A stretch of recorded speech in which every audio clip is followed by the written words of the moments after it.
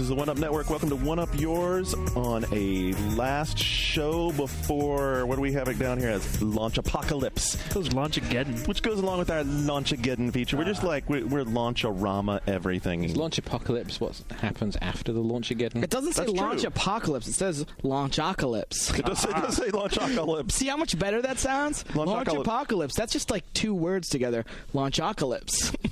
Wow. Mr. Luke Smith there, and we do have the usual four here, Fantastic Four.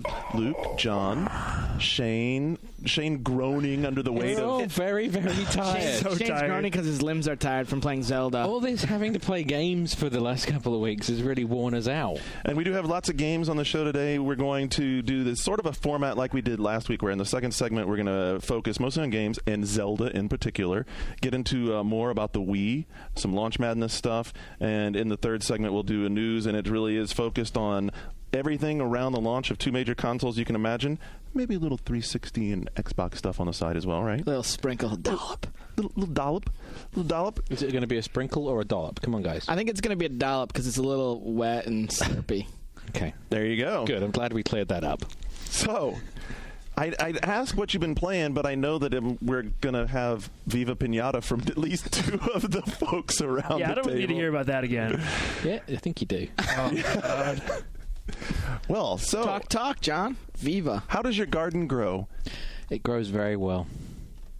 I've played this game more than Gears of War now. You know why? And I'm comfortable saying that. Because it's better. Are you closing in on a goal? Is there a goal? Is there an end game? Not really. Not really. I had hoped to be playing it by now. What's up, Robert? Jesus. It's like The Sims. So you're leveling up and you're building the garden and affecting the environment and everything, and it just keeps going. Do you hit a plateau? I'd heard that there was a plateau, because when you look at the achievements, they stop rewarding you after level 50. But apparently they just keep going pretty much indefinitely. Oh. But it's very good. But people are slowly coming out and starting to acknowledge that. Yeah, the reviews I'm seeing are really high. Okay, Yeah. but there's this sort of grudging, like, I'm a little ashamed of liking it. No one says it like, I'm playing Viva Pinata. I am. I'll do that. I'm playing Viva Pinata, and I love it. Okay, so look, a lot of this is like breeding pianas, right? What? Breeding bananas? Breeding Garnet is pinatas. about 73% through his first beer. A lot of the game is breeding pinatas. Some correct? of the game is breeding pinatas. Okay, so about the breeding part, does it feel like you're just merely hitting squares inside like a grid where they had it all laid out and it's all predetermined, or do you actually feel like you're... Oh, so you do? No. I mean, the back end of the game is... there is like a big database that is building as you're bringing things in, and it's telling you the conditions under which the creatures that you've attracted into the garden, there are conditions for them to stay and take up residence in the garden, and then conditions for them to get horny, basically. And it starts off with the first creature you get, there needs to be a bunch of dirt and two of them, and you can make them shag. And then as long as you continue to have those conditions, you can have worms humping pretty much indefinitely. It's a simulator for kids all over the world. But then it gets more convoluted the more advanced the creature. So indentured servitude, payoff, sex. So, I mean...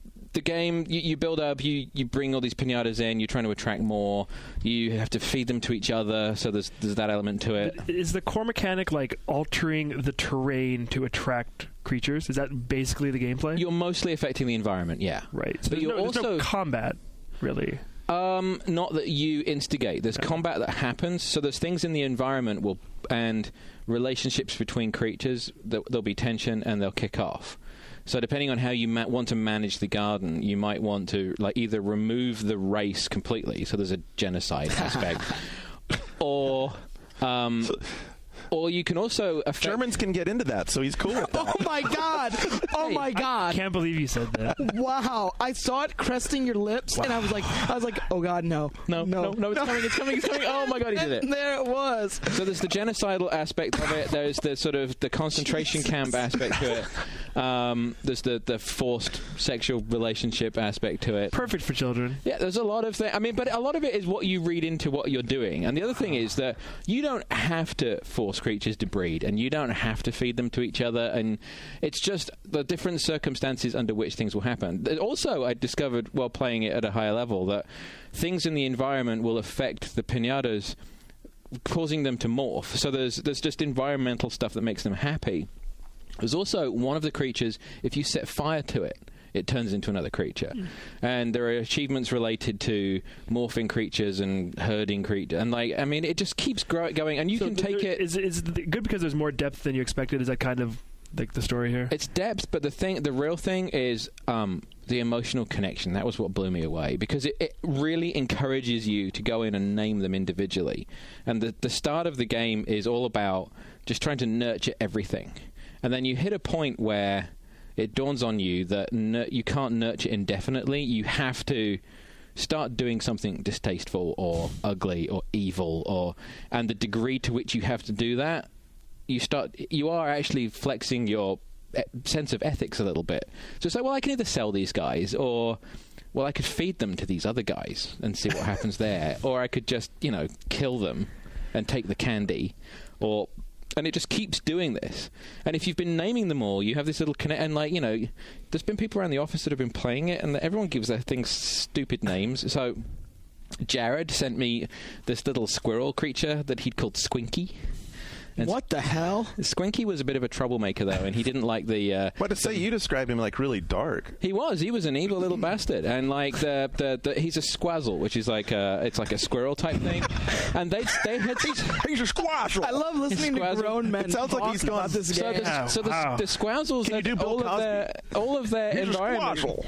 where they were shagging quite regularly, so there was a lot of them, and they'd set up this little squazzle ghetto in the bottom of the garden, and were sort of sending these sorties out and beating up on these mouse mallows, which are these cute little mice that are bouncing around, and they were going out in waves, and it was like there was like a war going on in the garden where these two races just kept hitting off on each other. Someone seceded from the Union, and it was on. Well, all along, I've been a pretty jaded Viva Pinata cynic, and I think the amount of enthusiasm you guys have shown for the game in the last week, it's actually piqued my interest. And if you're still playing this game in a week or two, I'll try it. Okay. Because I wonder if it has legs. Because it seems like a game that could maybe actually, because of the online stuff, continue to be. The next phase is because right now the online stuff is just I can take something from my garden, stick it in a box, and send it to you. I can't visit your garden. Yeah, not yet. I don't. Yeah, no, that's not it. There was originally talk of you being able to play co-op together online, but that was actually a misinterpretation of something that's one of the kid-friendly things. Where if you have another pad synced up, you can both play together. But all it's doing is it's just mapping the same controls, and you can kind of step in and override. Interesting. But they're talking about kind of clever, isn't it? Yeah, they're talking about a lot of download content, new creatures, new plants, new environmental effects, and eventually new gameplay features as well. That's what I was going to ask. So new mechanics. Yeah. Well, and with the good reviews and positive word of mouth, this might actually sell better than Microsoft even expected. So that's cool. Best rare game confirmed? Oh, absolutely. In a long time. Best rare game since GoldenEye, definitely. Wow. Luke, have you been playing anything aside from Viva you'd like to expound on? I'm going to wait because I played Zelda last weekend. Okay. But this week has been so busy with running around with the launches and Halo stuff that I haven't played a whole lot else. Fair enough. Shane has been playing a lot. Outside of Wii, which we're going to talk about in the next segment, I finished my reviews of some other games like Genji and Ridge Racer 7. Genji? Yeah, Genji. So what's that? That was good stuff? What up with Genji? Did you post your score for Genji yet? Yeah, yes, he did. I did the one-up review as well as Free So what'd you give it? I gave it a 6. A 6. A 6. Okay, you gave it a 6. Yeah. Which is still a good score, which means you liked it. Admittedly, it means you liked it and had a good time with it. My problems with it weren't things I could have Still a good score is a bit of a stretch, I think. It's right there in the... 6.5 is good stuff. That's right. Shane's reclaiming 6.5. I did reclaim the 6.5 for good, and that is what I gave Ridge Racer 7. I gave it a 6.5. But isn't that... It's like... Which puts it right in there with Call of Duty 3. You're right.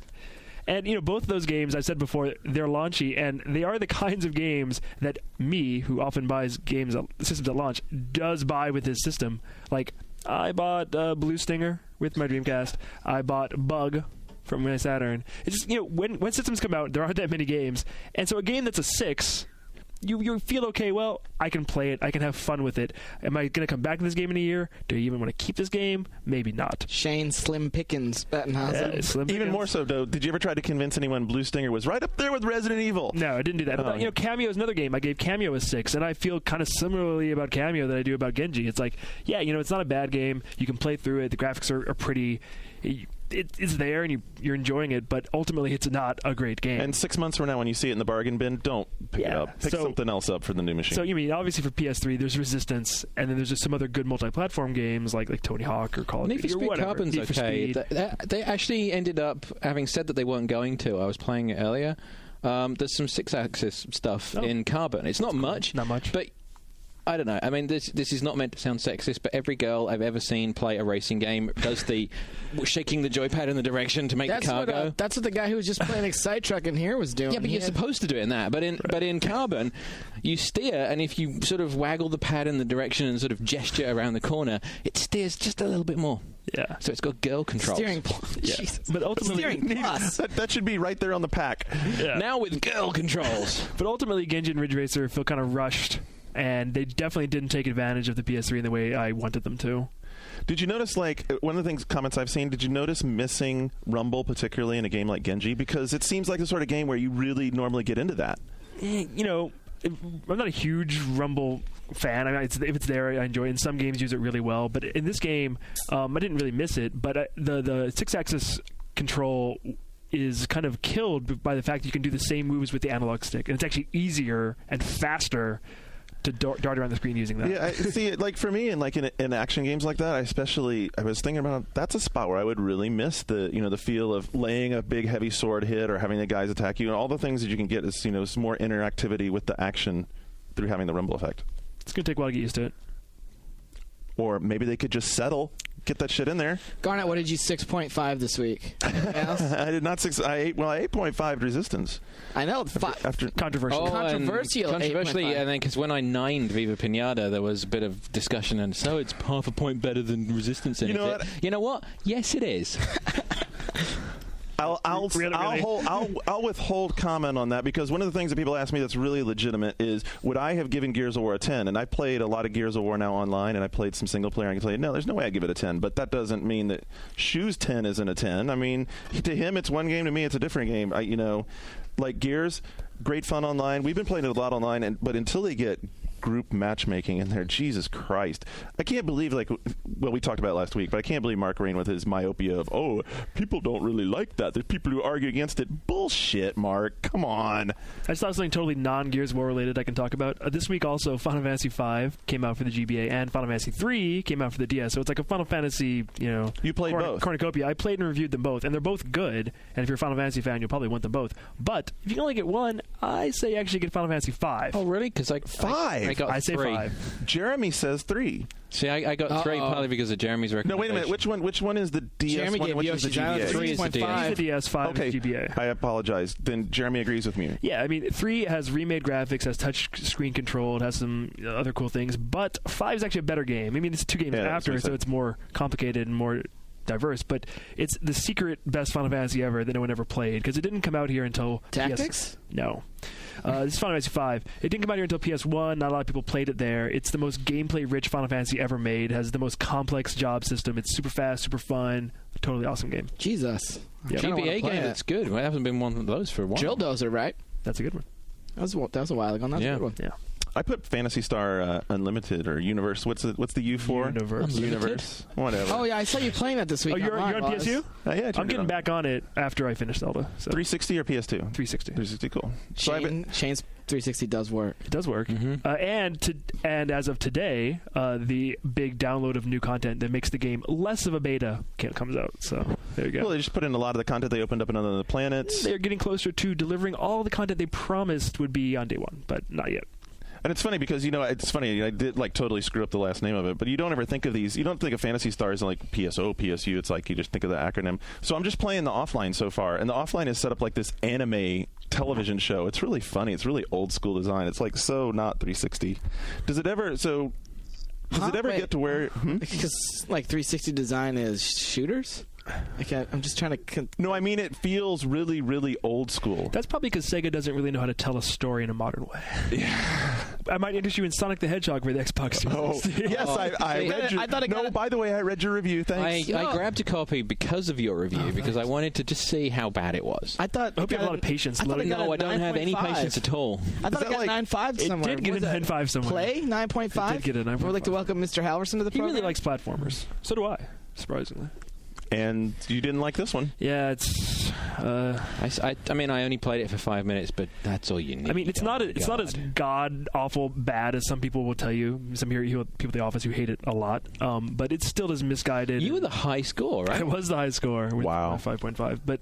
Yeah, it has flashes of brilliance in a moment. At times, you're like, "Wow, this is why Sonic was good," but that's all buried in a pile of crap and 30-second loading times and a story that is like so out of its mind ambitious, like these crazy long CG cutscenes about the princess and Sonic Final Fantasy. Oh yeah, it wants to be Final Fantasy, and that's not what. Which platform did you play on? 360. The PS3 version is coming out like next year now. Oh, but is it the same game or are they changing it? It is the same game. Hopefully they can fix a lot of the problems. Like the loading times are unfathomable. I mean, they should be able to fix that with the install on PS3. I mean, it's literally 30 seconds for every load. Ooh. Yeah, it's bad. It's like a trip to the restroom. Well, and the funny thing is, I was loading, so I went to go get a drink, and I came back, and the level had started. It was the jungle level, and most of Sonic's levels, he gets a running start and kind of goes through some loops, And this one, the controller had been set down, no one touching it for a good amount of time, and he was still running. I'd been hit, and I was nearing the first checkpoint, and I'd never touched the controller. Wow. Yeah. Sonic the Hedgehog for the Xbox 360, it plays so you don't have to. The good news is... Convenient. That's in case you're still in the bathroom when the game's done loading. The good news is the Sonic game coming out for Or Wii, making a sandwich. Sonic and the Secret Rings. I really like that game. I've played it a few times, and it's really fun. So good. There's happy news on the horizon for Sonic. For the three people who are still really into what that blue hedgehog's up to. The other game I had to play Madden for PS3 over the last weekend. God. Like, I walked in, I couldn't tell what version you were playing at all. Yeah, until we put on the 360 version and it looked better. What the hell? How? Well, there was the thing from Ridge Racer 6 and 7 with the Xbox 360, PS3, like Destructoid linking to someone else comparison. But I think it's easier to spot the differences there than in Madden, actually. No, well, I don't know. The ones in Madden are really easy. I mean, even once you get it, configured properly to display in high def. Ryan O'Donnell was sitting with me in the demo room while we're looking at this. He was looking at his face like, "Oh my god, I can't believe this looks so much better on 360." It was sick. Well, because the Ridge Racer actually does look better on PS3 if you get it in the right, circumstances. Oh, okay, so that's good. Yeah, no, the difference on Madden is amazing. I mean, like, the part that stands out the most to me is the lighting, man. The lighting effects. It's like in PS3 it looks flat and plain, and then in 360 it's like, oh, they figured out how to use HDR. Well, there's a rumor going around. I can't really substantiate this, but that some of the problems with the PS3 Madden may be addressed in some way. Oh, I've heard about this. Yeah, I can't really go into how, but was it download? Yeah, not really. Not really. We'll see. I'll talk about it later. Yeah. It would need. Sorry, listeners. It would need substantial upgrade. I mean, right now it noticeably does not look as good as the 360 version. Like, boy, that dude in the line today at the Metron's gonna be pissed. Last night he's all about selling it. Today in line he's like, "Dude, you know how much Madden is?" I was like, probably $60 or $70. I gotta give me some Madden. Well, the mechanics still play the same, which is okay. I mean, it's an okay football game. The grass game. texture looks a little different. It looks a little muddier because the whole scene, the whole stadium and field and everything just doesn't look as clean and as crisp. Yeah. Even the 2D menus don't look as good. So I was sat with Brian last night when he was playing Madden on the Wii. Oh Christ, I have to play that tonight. Yeah, we'll have to talk about that in a minute in the second segment too. Greg Ford was fucking with him and was saying, "Hey, there's all these like secret gestures that you can do with the Wii controller," and was getting him to try all this different stuff. And eventually, it looks like apparently you can make the guy run and like lift his legs up really high stepping, and so he tried all that, and then he basically told Greg to fuck off and was playing, and here is a problem with the Wii. I think that we're going to keep coming back to is he was playing and he scratched his nose, but he was playing with the nunchuck controller, and because he scratched his nose with the controller in his hand, he was in the middle of a play and it completely messed up. Whoa. Because you are always connected to the game on a Wii. Yeah, I've experienced that myself. I've been playing Zelda pretty hardcore, and I'm just, it gets so into it, get used to controlling it, and then I'll go to like grab a drink or answer my phone, and I'm tethered to the nunchuck and the controller. And you've got that wrist strap on because it tells you to do that, and you make sure to do it. So then, like, I go to grab something, and I'm all tangled up and falling over, and yeah, it's kind of funny. It's a comedy of errors. It is. Like when Greg Ford bowls from what I've heard. Right? That's EGM Live's Greg Ford. They were playing that there's a practice mode in Wii Sports, and where it keeps adding pins. You get like 50 pins. And he was sort of gesturing the ball movement so you hard. obviously haven't seen me bowl because he kicks his leg up. You do that too, right? It helps. So he kicked one leg. It helps. He kicked one leg up so high that it pulled the other one up with it, and he landed on his ass. It's like the frickin' bowling Rockets. Wow. Anybody else playing anything that isn't Wii? Yeah, I don't want to spoil ours. Any PC game, Garnet? You like the PC? Man, you know what? Between the amount of work games that I've been playing, no, I have not played. Although I do, and I can't talk about the one that I actually have played a little bit. So Vanguard Beta, and it's still NDA'd, and whenever they pull that, NDAing MMOs is so retarded. Is this a Korean game? That's good. That's a word. No, it's Brad McQuaid. It's the guy who built EverQuest, and he's building this brand new MMO. And as soon as they lift the NDA, we'll talk about it. Until then, it's the one that was going to be published by Microsoft, but now there's a whole great drama behind it. Like Microsoft was going to publish it, and it was like going to be first party or whatever, and then part of the Games for Windows initiative, and then it got too expensive. Microsoft shoveled it off, and Brad McQuaid ran back to the SOE. There's been, there's been some debate about that, but something that I heard regarding that is that the Microsoft folks never got it, because keep in mind they had gotten stung from the Asheron's Call series being and True Fantasy Online. Well, and which they cleaned house right after Asheron's Call, and I think they looked at like McQuaid and his history with EverQuest and being really hardcore, and they said this guy's gonna make a super hardcore MMO, and there was a while they thought that was cool. They saw World of Warcraft, and they said, wow, shit, this isn't going to work.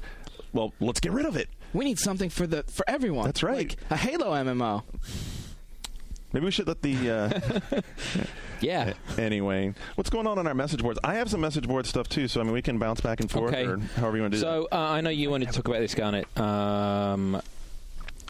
There was a reasonably sized thread about the whole 1080i resistance thing.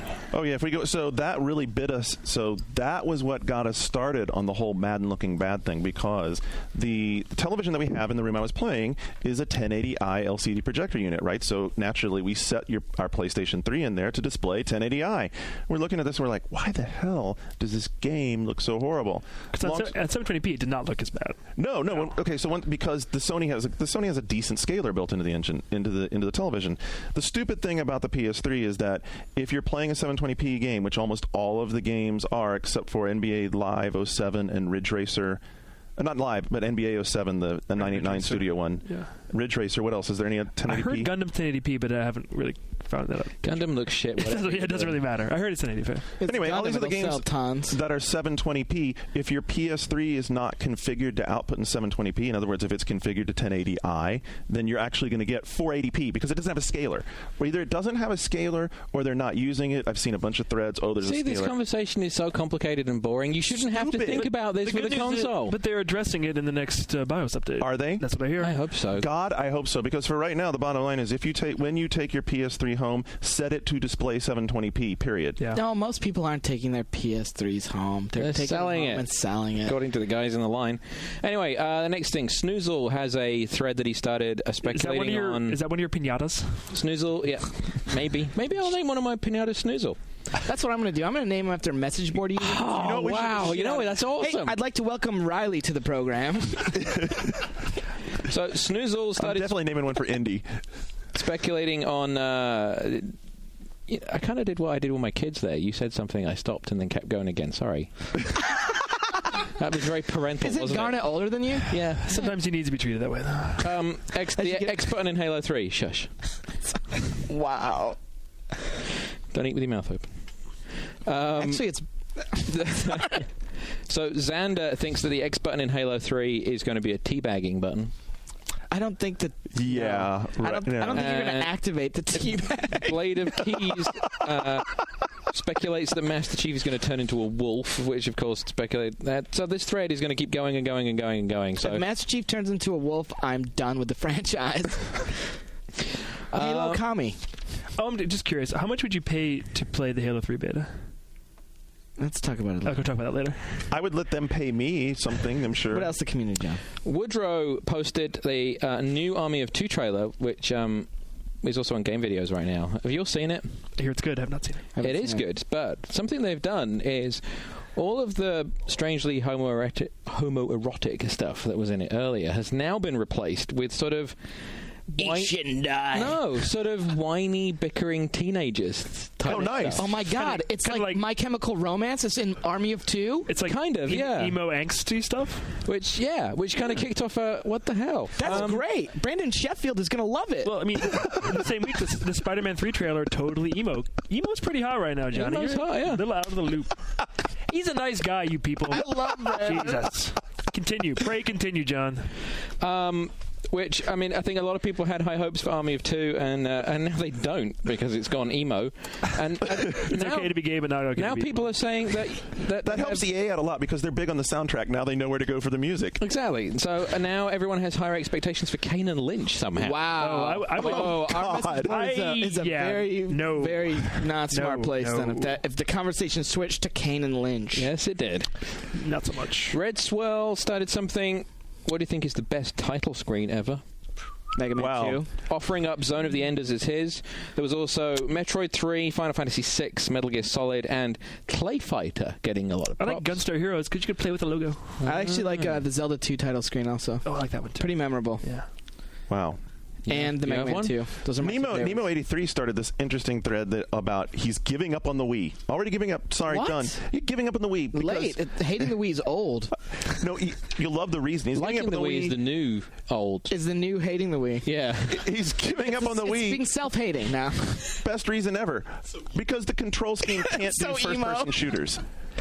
Because first-person shooters are really the target market for the Wii. Well, the thing is, if you want good first-person shooters, just get Xbox. What's really funny is that after that, he did actually make a point that was really pretty smart, which is he talks about how, hey, when Nintendo was first talking about this machine, they were saying it's all about the games, but then when they bring you the machine, they show you all this extraneous stuff like Wii channels and weather forecasts. Extraneous? Extraneous? I'd like Superfluous? What are you trying to say? Can I have the patch? We're looking at that. What the fuck word did you just make up? They bring all this extraneous. It's extraneous and superfluous at the same time. But they're fucking. All right, I got some advice. Let me talk. That's the Garnet Pinata. All right. What's this kid's name? Let me address this kid. So, Nemo 83. Nemo 83. So, yeah, Red Steel. Garnet's crying. Red Steel, Call of Duty 3, they might not really be the game you want for the Wii, but that doesn't mean the Wii isn't good for FPS controls. Have you seen the awful Call of Duty 3 TV ad? No. For the Wii, with the guy popping up from behind his couch and holding the Wii controller and the nunchuck like it's a rifle? That sounds really good. Oh. But the people who review these games say even though the games aren't that great themselves, the control method is very sound. And then, like in a good game, say Metroid Prime 3 Corruption, it'll be really good. So don't count the control scheme out just because the first few FPSs aren't what you want at launch. Yeah, like the Killer 7 sequel will be good, right? No. It'll be extraphilous. Right, Captain Da also had, I guess it's Captain Da. You can't hardly read my own writing Captain Da. sometimes. He's got this other thing about how apparently Miyamoto was quoted about the price of the Wii, and originally designing it, they were talking about making a less expensive model. $100 Wii was like, or $100 console was what they were like originally targeting. I heard they were originally going to use the GBA technology and hope that we wouldn't notice that they were selling it the same. So that was GBA with a DVD player in 2007. So the question he kicked off the thread with was, are they better or worse off because they added functionality on top of basically current gen technology and made a more expensive current gen platform?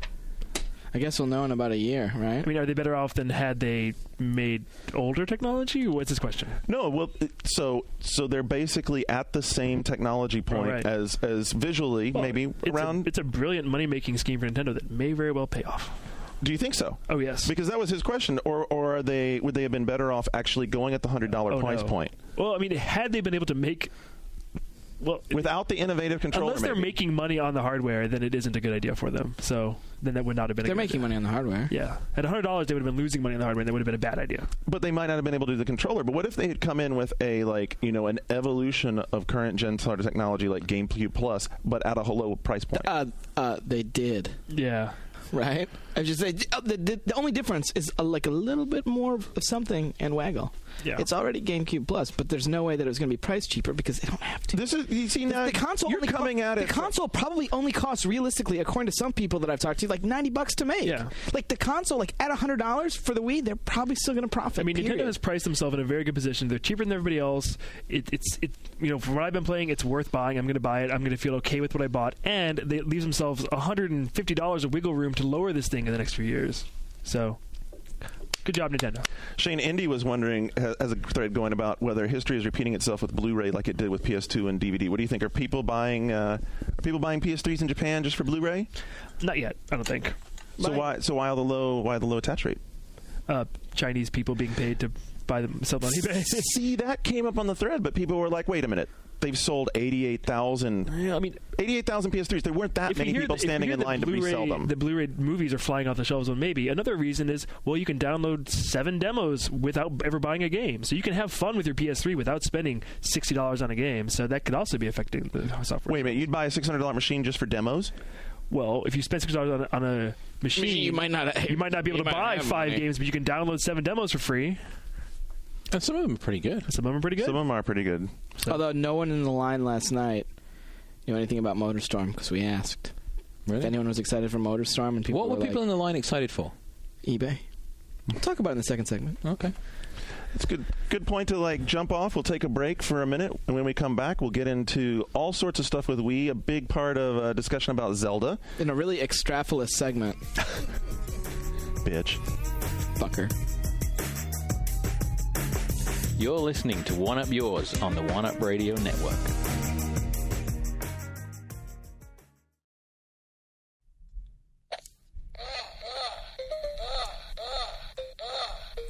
Oh, hello. I didn't see you there. But as long as you're here, let me tell you about EGM Live, the weekly podcast from the editors of Electronic Gaming Monthly, along with the wonderful sounds of... EGM Live comes action-packed with special guests, late-breaking news, fanboy-baiting commentary, behind-the-scenes tales of office tomfoolery, and trivia contests with fantabulous prizes. Download it now at egmlive.oneup.com or subscribe to it through iTunes. EGM Live is part of the One Up Radio Network, taped in the Ziff Davis offices in San Francisco. It is not actually live, and contest prizes are not guaranteed to be fantabulous.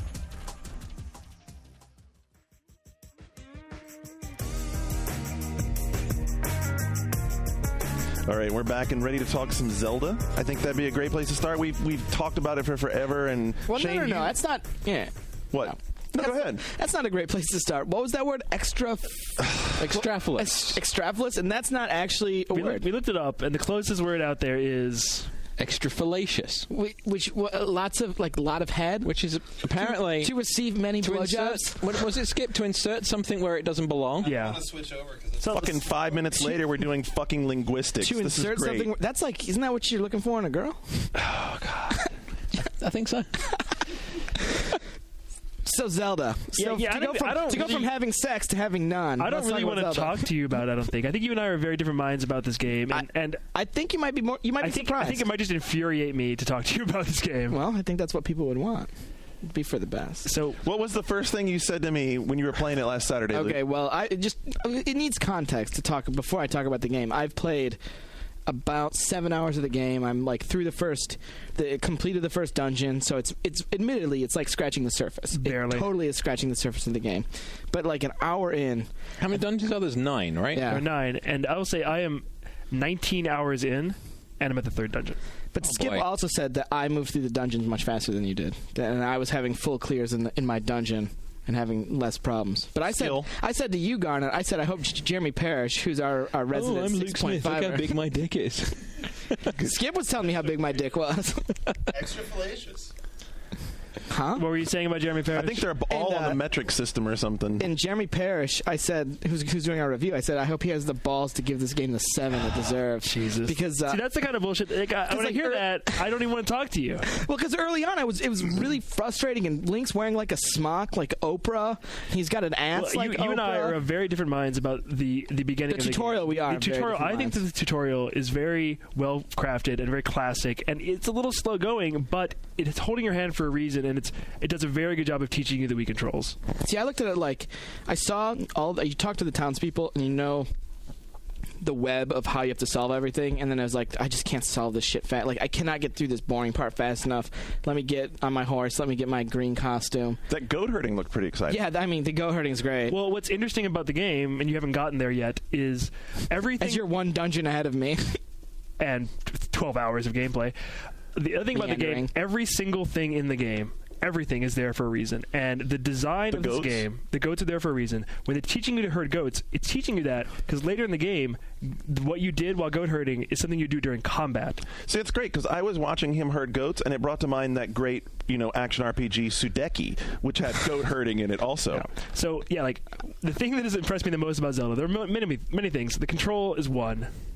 The controls, I like the left stick, like I talked about with you a little bit. The sword play it's still sort of imprecise, but the actual, like, the left stick spinning to do the 360 combat's very fast, and you do feel as if you're in control, and it never, there's no point where I'd say I'd rather be doing this with a GameCube controller, ever. Really? In the game, ever. Okay, so the big complaint after E3 was the bow and arrow, right? It's fixed. So how does it work now? It just tweaked a little bit, and it's easier to control, and you can lock on. Yeah, and like that and the boomerang are the things that you aim a lot with the Wiimote. How does the bow and arrow work now? Does it work like because I only played the very early stage, but you have like a catapult at the beginning, right? You have a slingshot. Like a slingshot thing? Sorry. Yeah. So it works the same way. And so if you just press the B button, it brings up the cursor and you point it. And you point it and aim it and he just does it for you, and you can lock onto things with the Z trigger. Or if you just lock onto an enemy, then you automatically shoot them. So you can do it like you're doing it. You would do it with a GameCube pad. You can totally do it. But the bow and arrow works as well now? Right. Well, that makes sense. So, it's very easy and easy to use. And I'm not going to spoil the first boss, but you get the boomerang in the first dungeon, and you obviously, in classic fashion, use the boomerang to kill the first boss. But the way they have you use the boomerang is totally good. Like, it's totally right. The way you use the boomerang on the first boss is really cool. Like, further I get into the game, I'm constantly amazed by the pacing. It is the best paced game of all time. And I'm not kidding. You're never doing the same thing for You're never doing the same thing for more than like an hour at a time, and it's constantly surprising you. And everything you've seen in every screenshot, even people who are worried about spoilers, is from the first two dungeons of the game.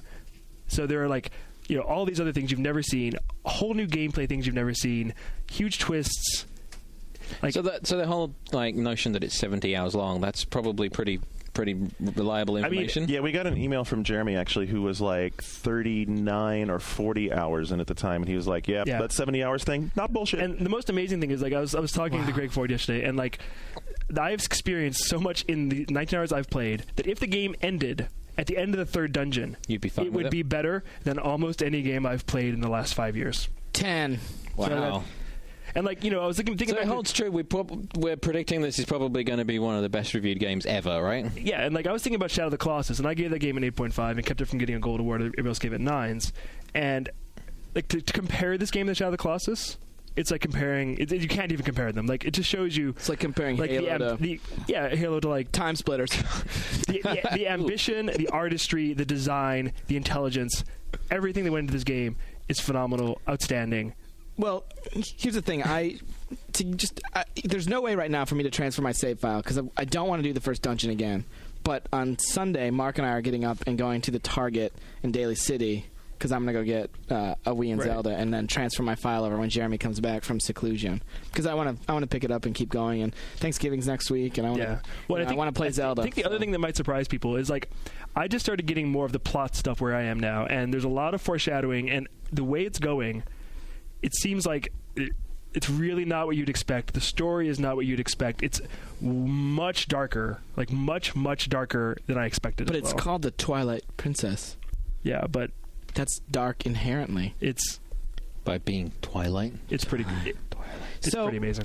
Okay, so that's Zelda. Does anyone need a tissue? Does anyone need a towel? I might need to clean up after. The other thing is, since I've gotten Zelda, I've seriously not thought about PlayStation 3. I haven't thought about Xbox 360. I haven't even thought about DS. I wake up thinking about Zelda. I go to bed thinking about Zelda. It's all encompassing, all consuming. She thinks she's pretty hot, huh? She's pretty hot. So, graphically, which admittedly I'm not. So that is a part where we can talk about it. Like the graphics. Let me not look like an ass first, okay? Right. I'm not saying that it needs to look like a 360. It doesn't need to look like game. Gears of Princess. No. Right. Exactly. I'm not saying that at all. But in the context of everything else you're playing, are you cool with it? Yeah, I am cool. I mean, it does look like a GameCube game, but they do a lot of things with lighting and motion blur to make it look better than a GameCube game. But at the same time, the graphics are a little inconsistent. Some areas look really good, other ones don't. Some textures look good, some don't. And there are some problems. There are occasional bouts of slowdown. I have not seen problems. It on GameCube. Have you seen it on GameCube? Not in a long time. I prefer, and this is just personal preference, I think that the art style from Wind Waker will hold up better than the art style from Twilight Princess. No. I know that a lot of people want the Twilight Princess realistic Link, but I do think that Wind Waker. My impression from watching you play it would be to agree with you, because when I look at that, I notice some of the parts of the art that looks good, the character design, and some of the features inside the world. But then I see like the ground textures, and that makes me think, why wouldn't you just do something that was more stylized? Why not? There are parts that you guys haven't seen that look very Lord of the Rings, and like Cool. It's very effective, and I think that's going to connect with a lot of people that didn't connect with the Wind Waker art style. But overall, the aesthetics are very good, and especially the Twilight Realm, when you're playing as the wolf, those sections are really interesting looking. But that's different from what I'm talking about, which is that you liked Wind Waker, right? And you're saying Wind Waker is going to transfer well because the style was. It's time. Wind Waker's timeless in the same way that you can pick up Zelda: Link to the Past, and it's still, you're not bitching about the graphics. It's those cute sprites. It's that same sort of, aesthetically. It's that same sort of. It's pure and it will exist. So like some of this, when I'm watching it, looks to me like it got caught in the middle ground of maybe starting to think, well, maybe we want to make it more realistic. Well, it's like if you look at Ocarina now, and if you're going to sit across from me and tell me that Ocarina's pretty, I'm going to tell you that you're blind, and it's because it's not. And Twilight Princess is, to me, going to face that same conundrum at some point down the road. It might be facing it prematurely now because of what we're dealing with in next-gen visuals like Ridge Racer 7. I think, as much as the textures might have problems and the technical problems, the aesthetics in this game, to me, are better than the aesthetics in a next-gen game like Cameo, which I think is a valid comparison. I think this game actually looks better than Cameo. I think there are, if you showed me this dungeon in this game, this dungeon in Cameo, not just aesthetics but actual graphics, Zelda looks better. Wow. Because it's more complete stylistically? Yeah, and they just do some really cool lighting and blur effects, and it just looks more real to them because of the art style, and yeah, it looks. But if you want good real, enough. Wii is not the console for Wii. Wii is not the console. Well, and here's the thing. This is the good. We're talking right now about the good about the Wii. I mean, the rest is the bad and the ugly for the most part. You love Wii Sports. Well, I like half of Wii Sports a lot. Yeah, Wii Sports has some great parts, and it has some lousy parts. But someone told me this week that it was free. So that's an excuse for the boxing No, it's sucking? not. It's not free. Are you kidding? It's $40. The system's $210 in Japan. Give me a break. But another thing about Wii, just moving on from Zelda, is the Mii channel is the secret best thing about Wii. Since we've had our Wiis, we've made little Mii characters of everybody, and you have Jesus at your house, don't you? I made Jesus. And you have Christ. A really awesome thing is when you start making all your friends and family members and celebrities or whoever as Miis and putting them in your system, which can hold up to 100. Then when you play these Wii Sports games, everybody in your baseball team is someone you know, and everybody playing, and it kind of just adds this weird. Do you have Greg Ford batting cleanup? We have you're talking about how you just naming your pinatas, and you catching. How about when you and all your friends are in all these games, and WarioWare is going to use them? And see, this is something about this generation now that I think is really important. Is that it's more than the next-gen graphics and sound. It's all these ideas that they're bringing in. I walked by Mark's office, and there's 12 people crowded around. What are they doing? They're making Miis. Everyone's laughing and smiling, and I'm like, Mark wow. Is obsessed and I'm like, this is new. Miis. And we had a reporter in from a local Fox affiliate, and she was filming about the Wii, and we made her Mii, and she was playing tennis, and she doesn't play games, but she was totally into it, and she was enraptured by the idea of making your friends. And I'm like, that's a really smart idea that Nintendo I feel like as soon as she leaves the office, the novelty of all that wears off, and instead, it's like, why don't we go to the bar and drink? I do. I don't think that. I mean, the novelty is necessarily going to stick there. God, Garnet. Thanks, Garnet. I like that I'm talking and you're showing me messages. Thanks. So yeah, I mean, in the last week, anything I can do to help you get derailed. So largely because of Zelda and Wii Sports, I've become totally indoctrinated into the Wii world, and I love it, and I'm all excited to get mine. But the rest of launch is not as rosy, and that is true. Well, I played Excite Truck last week. Oh, we God. did, and Excite Truck is awful. It's awful, but it's almost like I was almost having ironic fun because it was so. You have ironic fun because the soundtrack is and it's it's Guilty Gear Part 5. You're super tree run, super air, 5 stars. Yeah, the soundtrack's incomprehensibly bad. It's inhumanly bad. Who made this game? But I think and listened to it and was like, this is finished sound. This. Could someone I'm not fucking with you. There's someone sitting at Nintendo who's like, this is the music we need for this game. Someone's like, and it's like, what There's some guy someone's with like, yes, that's the one. So that's the song. So the game itself, I think it's kind of dumb fun. It's kind of ugly. We just watched a guy in here play it looking like a boob with his arms out, like he was at 10-2 driving. Okay, so let's be serious for a minute. A lot of times playing Wii games, if you're just observing as a casual observer, you do kind of look like a boob playing anyway. Right. Yeah, that dude's not getting laid later by me or anyone else. But it is kind of fun in a dumb way. But I'm not. It is. It's kind of fun in a dumb way, like going to a fraternity party was fun. And you know what? At the end of going to a fraternity party, you're stoked that you're going home. I kind of compared it. If you're staying in a house with a bunch of dudes and fucking plastic cups spilled everywhere, swimming in pools of your own vomit, that's disgusting. That's kind of like Excite That's Truck. Excite Truck. But the whole time I've been kind of. Okay, I don't like it, but I'm not getting the pools of vomit thing. You haven't played it just enough. I mean, Skip's saying it's fun, and It is it's dumb fun in a Dumb 5.5 kind of way. I didn't like it. I didn't like it at all. Really? But I'm pretty picky about racing games. Right. I just That's felt why you the review whole. all of them. I mean, it's incredibly arcadey to the point of like absurdity almost. And It's really dumbed down. The whole time I've been comparing it to Wave Race, and it's more of like a Wave Race Blue Storm than a Wave Race 64. Yeah, It's not like either of them. It's just not. It's like John said. It's just dumb and boring and superficial. It's being well reviewed. There's a lot of Wii got a games outside of Zelda, I think, where it's you play it for 5 minutes and you're like, oh, okay, I get it. And you're like, I don't really want to play it anymore, though. We should talk about Wii Sports because we started in on that for a second. We kind of sidetracked off So of it. bowling is awesome. fantastic. Yeah, bowling is really cool. You can even get the flick wrist. Yeah, so I had a lot You of said that friends. bowling replaced for you on the One Up Show this week. I hope it stays in. Bowling to you like replaced real bowling. Well, it doesn't replace it, but it is the only reasonable facsimile of bowling ever. And over the weekend, I had a lot of friends over who hadn't played it. Everyone had a great time. Wanted to keep playing. Everyone's getting into it. And it. I love the way that it builds on that. The mode where it just keeps adding pins till you're like lobbing a ball at like 100 pins. What's so much fun. Most amazing is like it really does kind of replicate your style of bowling, and how you throw the ball does matter. I mean, it's a little easier than real bowling. You get a lot more strikes, whatever. But it's fun. It's addictive. I can imagine coming back to it. Oh yeah, it's really fun if you're drunk. You can actually have a beer in one hand and bowl. So Sunday night we should all play bowling online together. Oh wait, it's not online. Oh. Wait. Oh, and another bad news. Nintendo made a new gen console and forgot. Oh, that online. must be like Resistance. You're supposed to play it together and have friends. Yeah. Huh? Remember, you don't want to play co-op together want to play it with other people split screen. Oh, darn it. You can't play online co-op in Resistance? Nope. Well, maybe the game's AI is too complicated. It's like the Halo 3 conundrum. I don't want co-op Halo 3 online because their AI should be better than that. The Gears AI, it's duck and cover. They're not that smart. Rest of sports? Baseball's good. Yep. Tennis is good.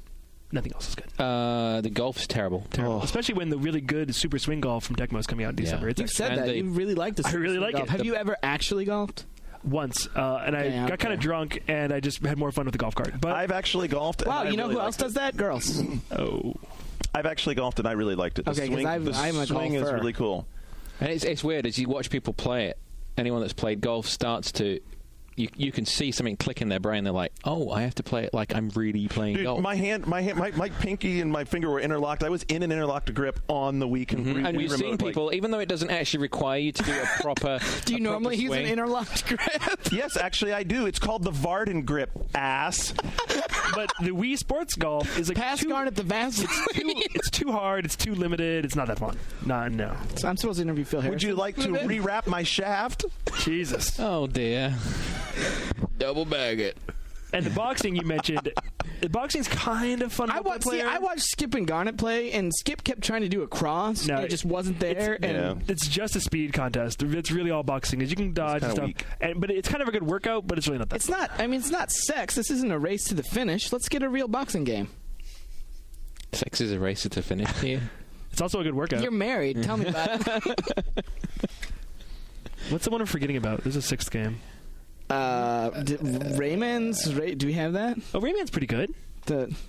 You meant in sports. Oh, I meant in Wii Sports, but yeah, there's a sixth contest. Bowling, tennis, baseball, fishing. No. There's just 5. There's just 5. Okay, there's just 5. Never mind. I'm glad we know what we're talking about. Excellent. There's a box right there. Oh yeah, look at that. And tennis is cool, but the whole not being able to move your characters around on the screen, it's pretty shallow. I mean, it's pretty shallow. But isn't that sort of how the Wii Sports games are in general? Like, great. Like, if there was a fully featured bowling game that augmented some of the controls in bowling, and you could bowl with your friends online, this and is you what had I'm voice worried chat, about on Wii. Then you have an experience that might be worth talking about. What? Might be worth writing in bowling. home for. I think it works because it has everything that's in bowling. You aim, you put English on the ball. There's not that much more to bowling than that. But you see it fall apart in the other games where, like in golf, you have 4 clubs. There's a putter, a wedge, an iron, and a wood. Baseball has no fielding, but I don't really miss it that much. Right. But I'm worried that people are going to take ideas from Wii Sports, and we're going to have publishers like, Crave and D3 banging out like fully featured versions of games that are in Wii Sports, and when it's fully featured, it's not going to work. Because the beauty of Wii Sports is it is just waving your hand around to hit the ball, or it is just pitching and batting. Right. In well, and baseball, Shane's example, why it works. And Shane's example is perfect. It's the game that you throw on when you have a bunch of folks over to the house for the weekend. And after 30 minutes, we're all exhausted. We've had much fun, and then you move on. But I'm still going to pull it out in a week, and maybe still in 3 months. We'll see. But especially with non-gamers, like this Christmas morning, across America, families are going to get together and play bowling and have the most fun they are going to have all year. And how many ERs will have Wii Sports-related injuries? Well, how many Best Buys will be having televisions taken back with holes in them? That's why you fix that wrist strap. It's very important. To remind you, wrist up. It's important. So that's one console. There's 2 launching this week. Oh yeah, the PlayStation 3. Yeah, the PlayStation 3. It's out right now. You might have waited in line to get one last night, or gone to your local EB or GameStop. Can you believe you made the cut? Or if you were waiting in line at the Best Buy in my hometown of Lexington, Kentucky, been shot by BBs. At the Best Buy I used to work at, Shane Benhausen, ex-Best Buy employee. You may have been shot in a BB gun drive-by last night. Say it for me. Say it. Offer me a service plan. I want one. I'm not offering you any service plans. He doesn't want you to have. He services you for free, baby. Jesus, Garnet. Coincidence? That's my Best Buy? I don't know. You don't think that the Xbox it's the Xbox sending you a message? I think it could be. It's not safe in Lexington, Shane. I'd say Gras is sold out everywhere. I say BB's got to try harder than that, all right? He's at least a pellet gun guy. Shane calling for an escalation in Lexington? Violence has gone up in Lexington, Kentucky by 500%. No, but there has been a lot of crazy shit at these lines. Like, can you believe there are 750 people outside the PlayStation store in San Francisco right now? They're getting 750. We went there. I know. We went there on Wednesday night for the One Up show, and it was ridiculous. Like, there were probably about 300 people in line at this point in the night, and they had created this weird culture of self-policing, and the 5 dudes at the front of the line concepted this whole idea of getting there super early the day before, and they started the line, and then this dude that came after them began to form a list, and so this list became this weird Bible to these people, and this little Asian dude with this big thick notebook and his thick glasses. So is this how they were managing going to get food and going to the bathroom and things like that because your place was on the list? No, well, they were managing who could stay in what line, and this self-policing culture of urbanity emerged, where there were all these there was little mini not physical fights, but harassing and these big herds of people being you're not on the list, that dude's not on the list, and then just all this drama would ensue, and the One Up show was there to sort of witness some of it. Does Metron and Sony have people wandering around feeding these guys? Because not today, because the event actually didn't start on Wednesday. It started Thursday morning. So today, all day, Sony was bringing out Starbucks, soda. When we were there this afternoon, they did that for the PSP launch last It's a pretty choice launch, and they're having a new band, the Plus 44, the new Blink-182 spinoff that's playing. They're played there. It's it's a pretty cool event they're having. And in New York, they're having another one with Ludacris and people. So it's cool, these events they're doing. They're making it a big deal. And there appears to be a huge turnout, a lot of excitement. And as much as all the naysayers here at the office are well, all 750 people are there to eBay it. No, they're not. Not all of them, but a substantial. No. How many of them have you talked to today? I went past the line. I talked to maybe 10 guys. And some of those people are going to sell their systems, but the majority of them are PlayStation fans, and you can tell they're excited about this. I had a guy tell me last night. He was like, "We got a big crew here. to buy PS3s. He's like, we're selling a bunch of them, we're keeping one, and we're giving one to some poor people. And I was like, do they have an HD TV? Maybe. Otherwise it's going to look kind of assy. He hadn't got to that part. Today he was just really excited. The whole eBaying thing. I mean, we've done a lot of press this week, like TV and radio spots. People have been coming in and asking for commentary, and the thing that it always comes back to is like, what is the big deal about PS3? And they always come back to the eBay thing. I mean, it's become a big part of the culture around a launch now, and even the 360, there wasn't this much press about that kind of activity, was there? This is a potential cash cow. I mean, like, these people online are really looking at this like an opportunity to... One guy, one of yours listener, God, I hope I get your name right. His name's Arayu. He stopped us as we were walking by, and he was like, dude, I love the show. I love the Xbox 360. I love Gears of War, and that's what I'm here for. And I was like, you're in the PS3 line, dude. And he's like, I got to get me an HD TV, and my wife's not going to let me, so I'm selling this to get one. Oh my God, really? Yeah. But for any opportunistic eBay people, they have put some rules out. You have to be have at least 50 feedback. Yeah. No, you have to have 50 transactions. You have to have at least 97% positive feedback. And you can't do buy it now, right? And there's no buy it now auctions. That's actually really good that eBay sort of did put these very strict. Like, I couldn't sell one. I don't have 50 transactions. I have my feedback's No, fine, you can't create an account just to be opportunist. I don't know that people in these lines know that. But you can still sell it on Craigslist or maybe Amazon Z shops. I don't know. You'd probably get over $1,000 for it on Craigslist right now. Yeah. Well, we have some Craigslist stuff in news that's pretty amusing, and I don't want to spoil that. Garnet, do we have any more this segment? We have as much as you want to go with. I'm okay. We'll get ahead to news. Shane, you got anything else you want to like? I think that's it. It's got to go. Any other Nintendo shit you want to evangelize? I wish I was playing Zelda right now. So, everybody buy Zelda. Just to clarify something, Shane. Yeah. Launch day, PS3. You buying one? Got one. You do? Got it. How'd you manage that? Can't talk about it. I got 60 gigger. Lynch. SCEA to the rescue. All right. So we do have a great set of launch news coming up in just a minute, so stick around and we'll be right back.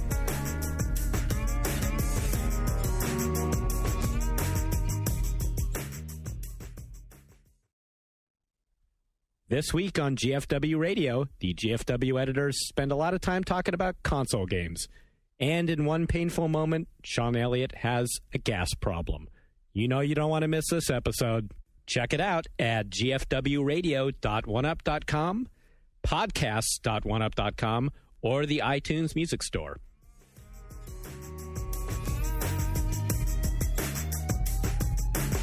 You're listening to One Up Yours, part of the One Up Radio Network. And we're back ready to do some news. Unfortunately, Shane really was feeling the pressure of getting that EGM issue done, so he's left. But he's waggling upstairs. He's waggling upstairs. He's going to play Zelda really slowly. Like 19 hours in and you're two dungeons in? I think he's savoring every moment right now. I like what you said. He's watching the text in real time. Yeah, he's not skipping through the text. He's letting every nuance, every little detail wash over him. I think he finished the tutorial and was like 10. But you know what? They're easing through the rest of the game. I'm not being funny though. Right. No, I think he decided. He's like Link's in an Oprah smock 10. He's right about one thing. He's not being funny. He's not being funny now. There's good news to this though. We got to bring in our all-star off the bench, which is Mark McDonald. Always a pleasure. All-star fifth man. Thank you. Always a fan favorite too. But I think before we get into news, we want to let John put on the editorial director hat for a moment and be more officious. Well, not officious, but I do want to. That actually is a real word. That is a real word. Well done. Gone at 1 out of 2. That's better than your jokes bat normally. Let's be honest. Wow, that was excellent. Doing better than yours this week. So I don't want to belabor this point, and but it's quite fitting that Mark's here as well because he used to work on it too. It was your first job with us, right? Oh, PlayStation Magazine? It was. I see where you're going. Yeah. Before you go into that, did you see that ad? That was so awesome. I saw that ad of you. That's not an ad. Did you have you had braces I don't and think stuff we need to talk about it. Yeah. Oh, yeah. So you should check out Joe Rubicki's blog. Oh, my God. opmjoer.oneup.com, and there's a photo of Mark McDonald from 7 or 8 years ago. 1998. Oh, wow. 1998, yes. And he is so happy. Which Mark claims was a frame of photography that was caught between poses. You look like you're posing pretty good. It was a pose. It was definitely a pose. It was supposed to be funny. It ended up being funny. It's actually still funny. But not for the reason that it was supposed to be funny. It just comes off like I'm... You've aged well. I don't know how to describe it. You aged well, though. Thank you. I mean... No, it's amazing what a unflattering photo can do for you. We like your hair better now. Oh, thanks. Yeah. Anyway, thank you for completely diminishing the gravitas of what I was about to say. But this week we announced that we were closing the official PlayStation magazine. There were a lot of people blogged about it, and there's been a lot of stuff on the message boards about it. But a big part of the reason is no, we are not being bought by Microsoft. It was a lot of it came down to we spent a lot of time talking to Sony about where we were going with what we were doing, which is a lot more stuff with the shows that we're working on with Mark and with the podcasts and doing stuff with 1UP and game videos. And while we're doing that, they are thinking a lot about the way they're distributing demos and how they want to push content through the PS3 and the PSP as well. When the PSP 3 firmware, which I think hits today or over the weekend or something, there's a lot more features on the PSP in terms of media downloads and the way it interfaces with PS3. And we were like, okay, so as we're going into this, let's stop doing the way that we deliver the disc and start talking to each other about how we can do things through the device.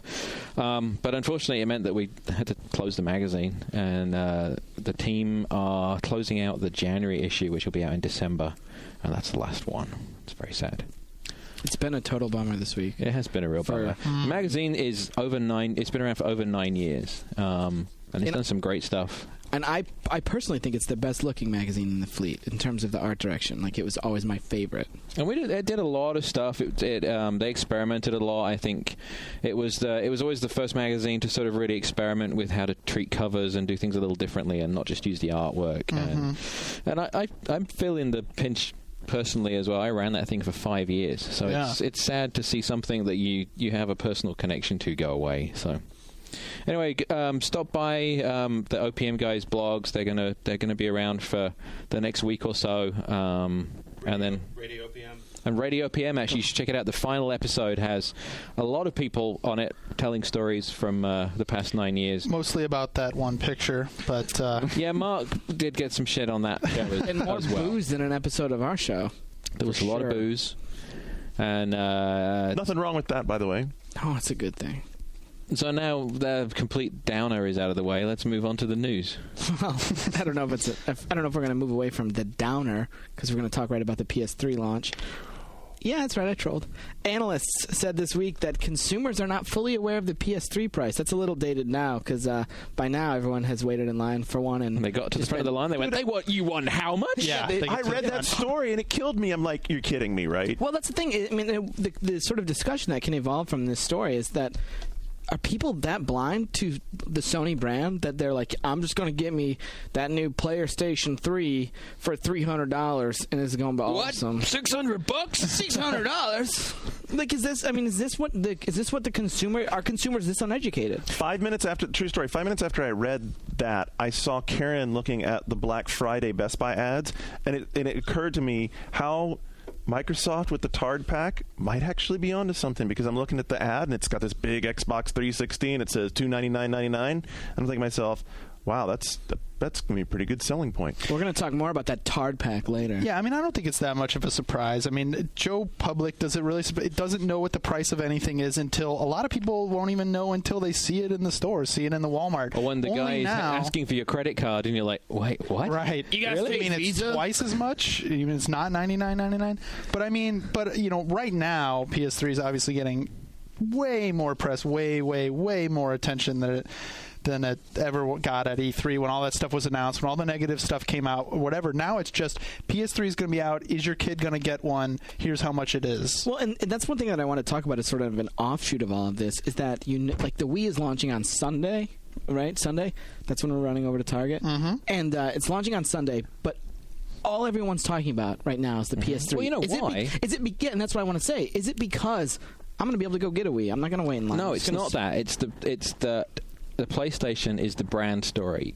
Like all of the press that we've done and all of the interviews and stuff, you see Shu and Sam and everyone talking to all these guys all over the place. And the question is, why is this such a big deal? And when you really drill into it, it's because PlayStation has meant something for 10 years.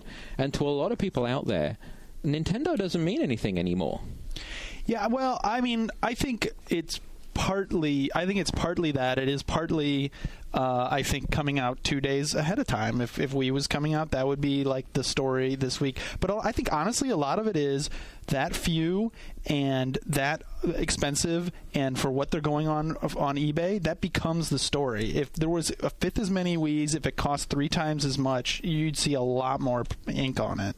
Well, and the thing is, what they're going on eBay, the Japanese PS3 launch was last week, and we're going to talk about it a lot with Ryan Payton on our next show about the situation and the circumstances around the PS3 launch, and we won't spoil it now, but tune in for that. It'll be over the Thanksgiving holiday. But the PS3 auctions of the Japanese systems aren't doing as well as you would think. It's not gangbusters. It's not $9,100 like some of these.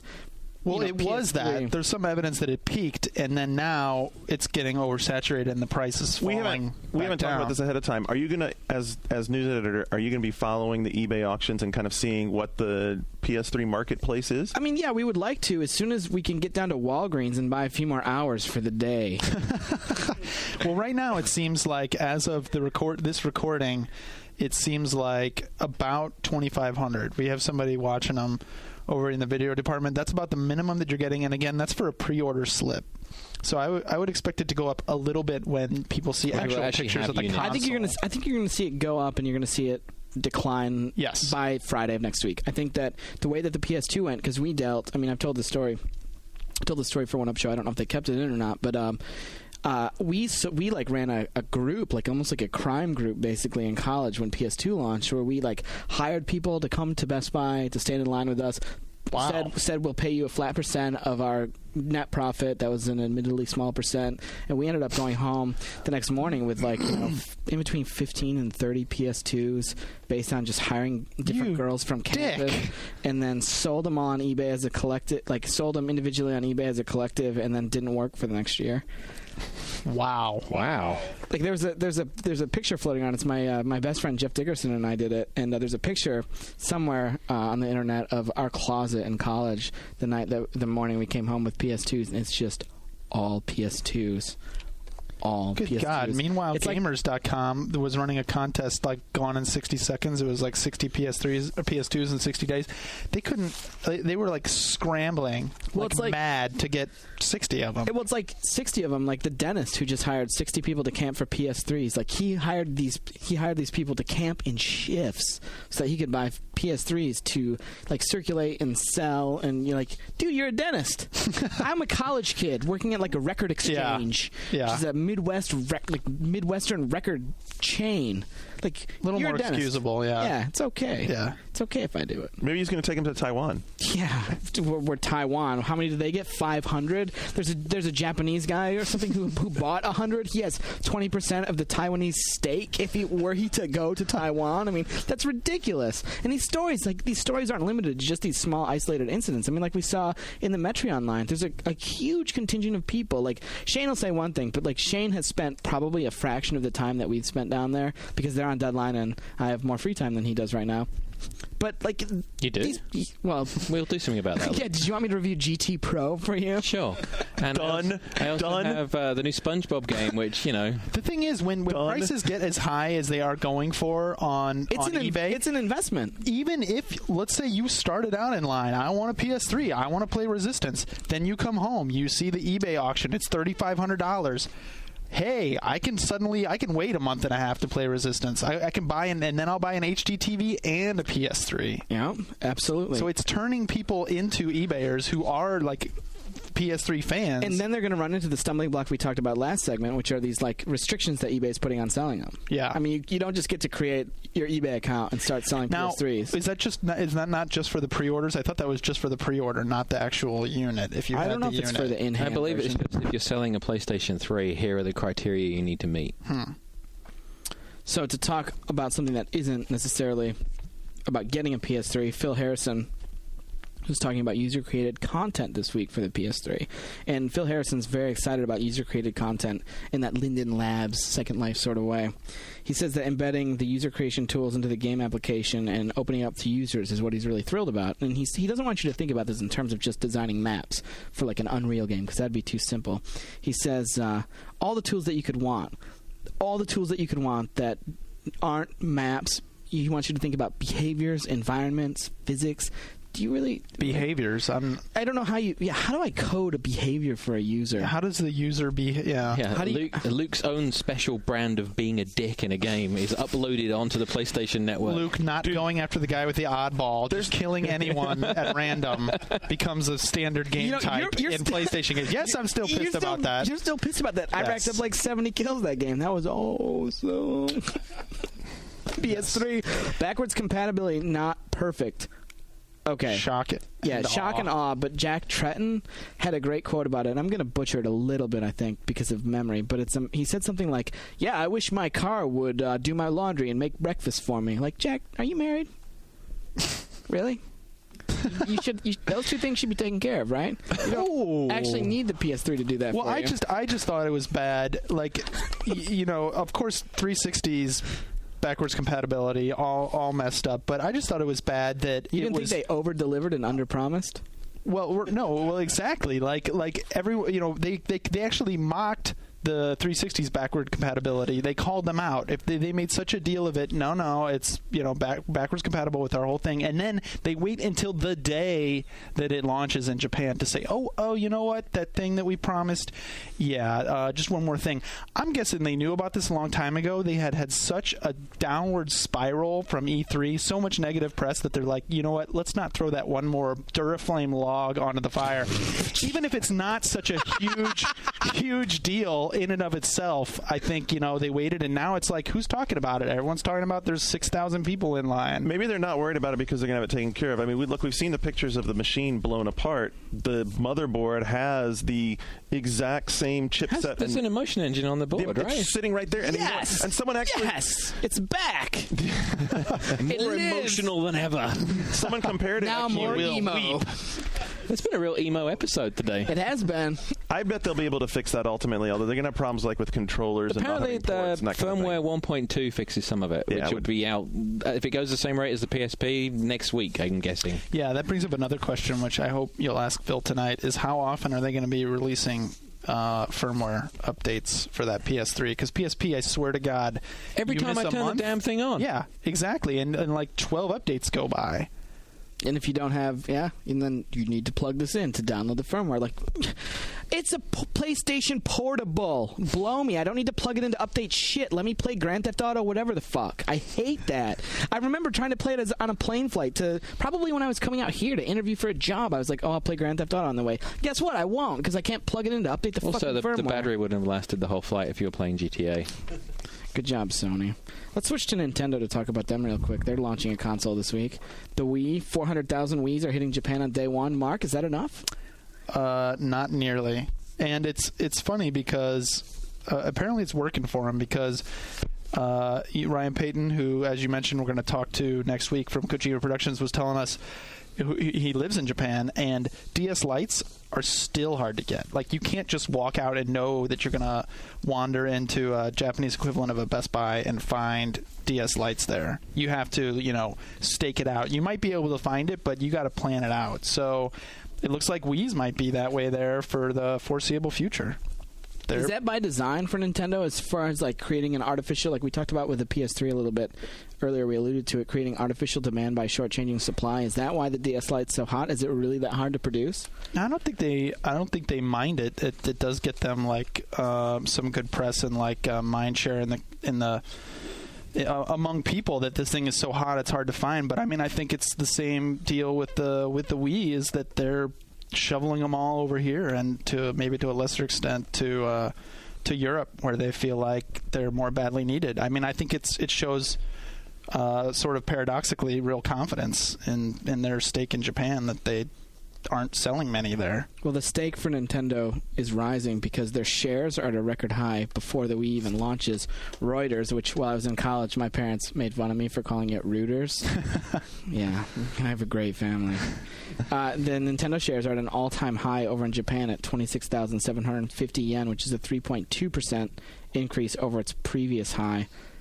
26,000. That's about $240 or so. Yeah, where's that put it in terms of like the U.S.? Like, how's the U.S. stock market do? Does anyone have enough money where they invest? That puts it really fucking high. I don't know, but I would say shares of Microsoft probably trade at like between $20 and $30 right now. That's a rough guess. It used to be a big deal to have Microsoft shares. Well, and they also Microsoft. You know what? You don't even want to go into stock analysis because it's a whole other strange thing. Could we get Michael Pachter to talk about Microsoft used to be a growth stock. It's not a growth stock anymore. Now it's a long-term hold stock. They also split stocks so that they don't get up that high. But anyway, different marketplaces. The Dow Jones is doing pretty well. Stop. Okay. Who's that guy who does like the Money Show? He talks like really over the top. Oh God! I'm Chris Kramer, and this is Real Money. You know that guy's guy? Annoying as hell. Yeah. Jim Kramer. Jim Kramer's Real Money. Mad Money. So Nintendo has, I mean, aside from their sort of pedestrian non-Zelda launch lineup, we've been pretty favorable with Zelda this show. But one thing that Nintendo sort of is inexcusably fucking up, and I don't think that anyone's going to argue this, is the difficulty of acquiring component cables for your console. Oh, God. Is it what year is this? Is this 2000? What the fuck when the GameCube launched? Why am I still having a hard time getting component cables for a console? What dimension am I living in? Is this the fourth dimension? What's the deal? It's really sad. It's really sad. Even if obviously nobody's getting more than 480p. You just want it to look good in 480 on your TV. I want those average Zelda textures to look as above average as they can.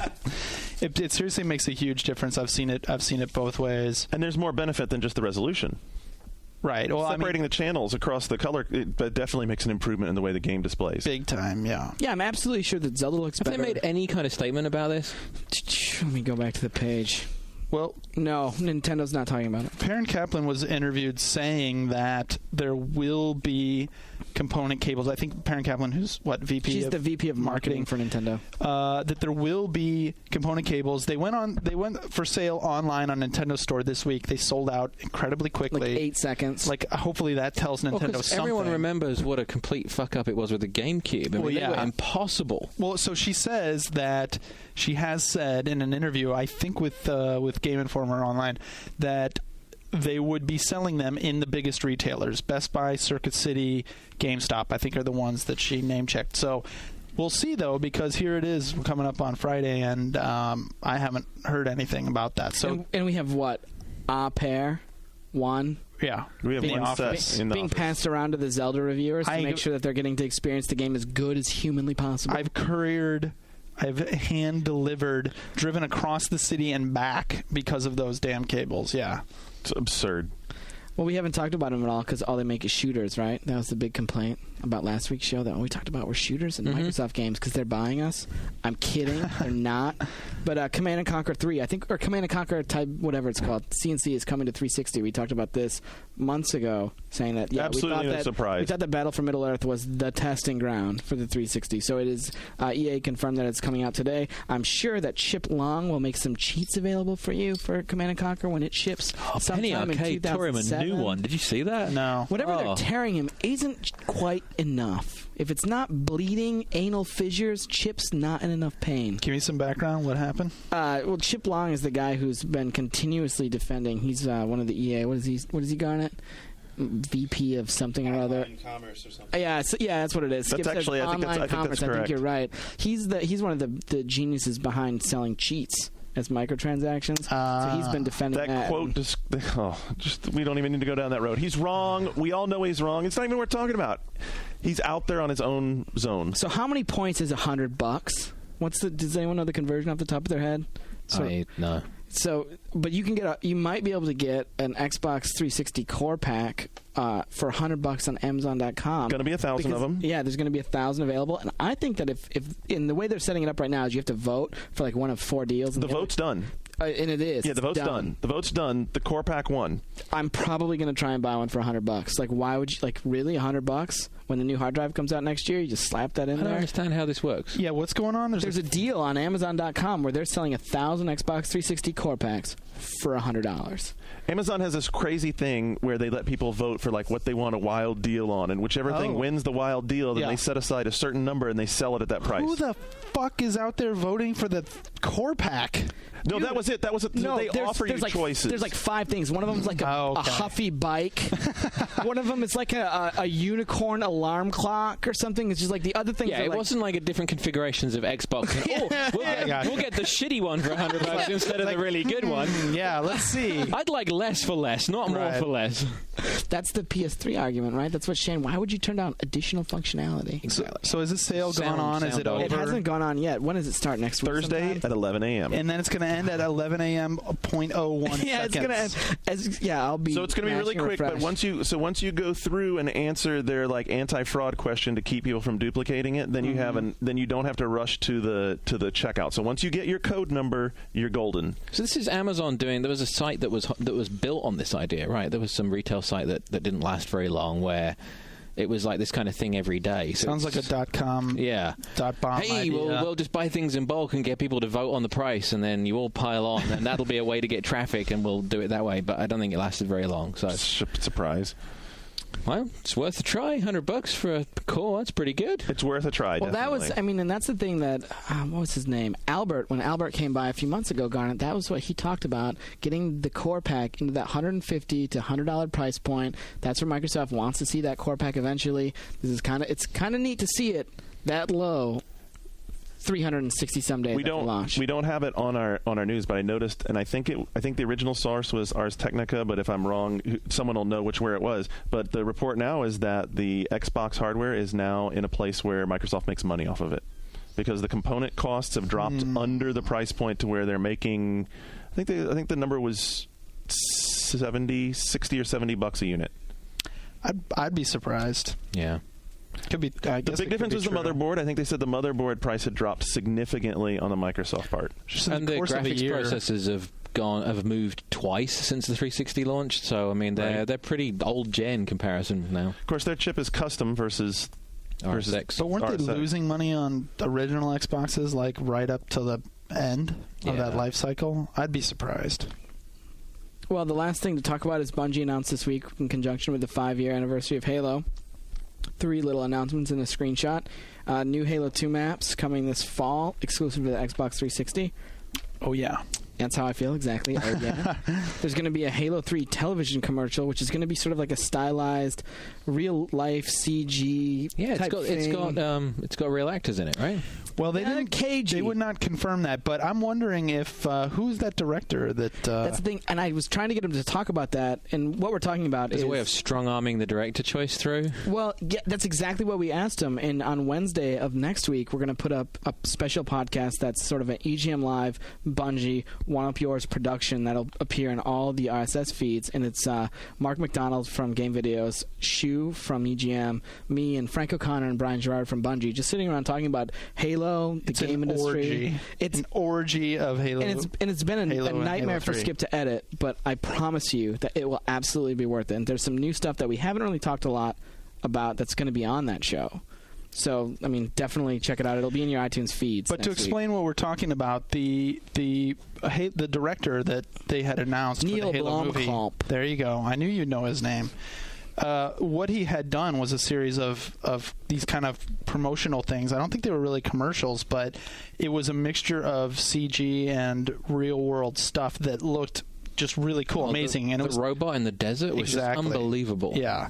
So you could very much imagine it being maybe in that kind of vein. Well, and there's a lot of political background in that the pushback from the studios on Peter Jackson was that they didn't want to entrust a $120 million budget to some guy that had never done anything like on that kind of scale.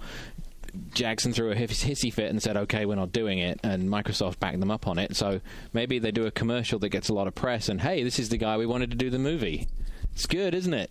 They would not confirm who was directing the commercial, but they said that they had a director for it.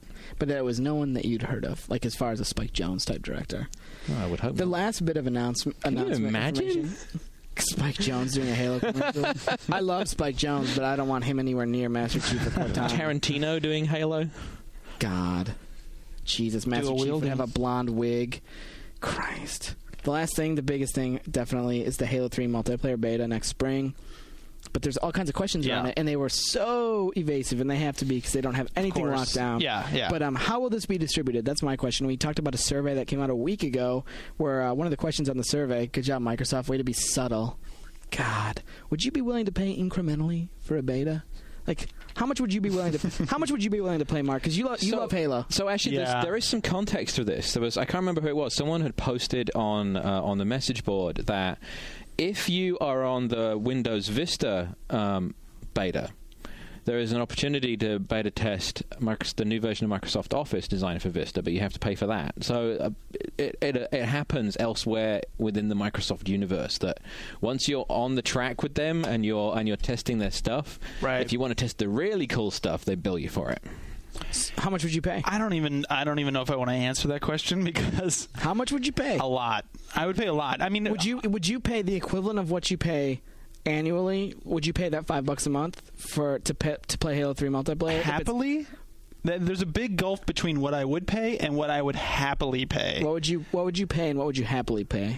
I mean, I would pay quite a bit because I could expense it for work, for one thing. Jesus. For one thing. Okay, what if you couldn't? If I couldn't expense it for work. And we're on other sides of the fence. I would not pay to beta test. Wow, period. I would pay. So, wait. So a game that you are really what's your favorite series? Like your favorite game of all time. Period. You wouldn't pay $20 to be able to play the multiplayer a year early.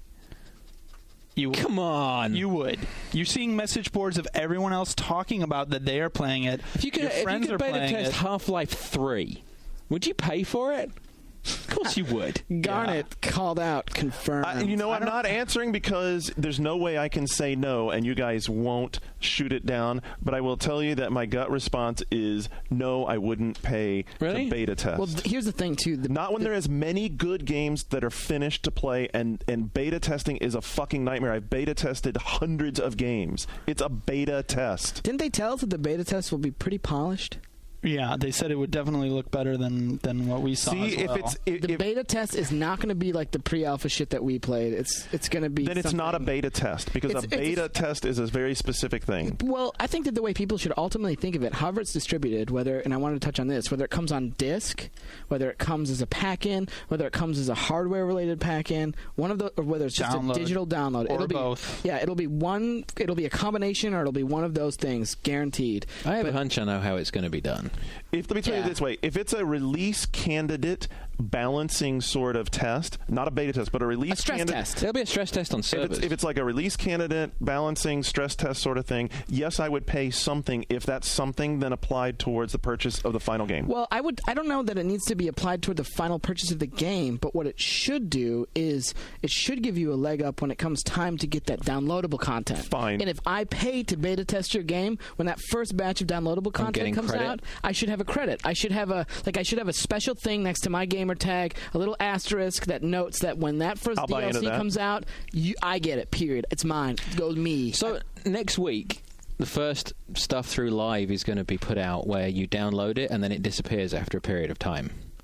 Right, the movies. The movie content. I'm fairly certain that if this isn't distributed with a game, which is definitely a possibility, the way that the Metal Gear demo was done in the past, if it's a digital download, I bet it's you stump up the Microsoft points, you get it, and after a period of time, it's gone. Because while it's gone, all you'll want to do is play that game again. That's going to drive me crazy.